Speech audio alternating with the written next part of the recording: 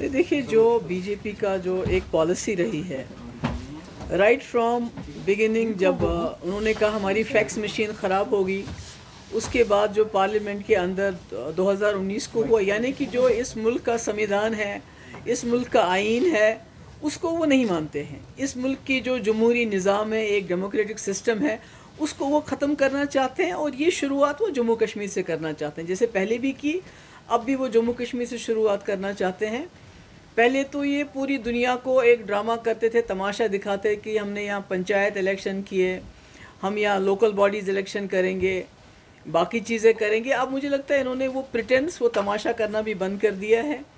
एक तरफ से यही लोग सुप्रीम कोर्ट में कहते हैं कि जम्मू कश्मीर में 370 ख़त्म करने के बाद हालात बहुत अच्छे हो गए हैं, वहाँ दूध की नदियाँ बहती हैं, लोग बड़े खुश हैं।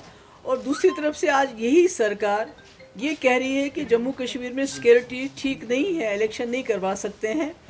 तो आप खुद ही देख सकते हैं कितना तज़ाद है। पर मुझे लगता है जो असली मसला है वो ये है कि इन्होंने जितने भी तजुर्बे किए जम्मू कश्मीर में, बिलखुसूस वादी में, यहाँ जो नया इन्होंने क्रॉप क्रिएट करने की कोशिश की, एक हाइब्रिड सिस्टम पॉलिटिकल क्रिएट करने की कोशिश की, वो फेल हो चुका है। जम्मू में लोग इनके ख़िलाफ़ हो गए हैं, जम्मू में लोग सड़कों पे आ रहे हैं। जम्मू के लोगों को एहसास हो रहा है कि बीजेपी ने उनके साथ धोखा किया, कश्मीर के ख़िलाफ़ उकसा के उनसे एक जो है बहुत ही बड़ा जो है उनका नुकसान कर दिया है। आपस में जम्मू कश्मीर को लड़ाया है, हिंदू मुस्लिम को लड़ा रहे हैं। तो इसलिए मुझे लगता है कि बीजेपी को एहसास हो गया है कि जम्मू में इनका बिल्कुल जो है सफाया होने वाला है। और कश्मीर में जो भी इन्होंने सिस्टम खड़े किए थे वो पार्टी चल नहीं रही हैं, लोग उनको कबूल करने के लिए तैयार नहीं हैं।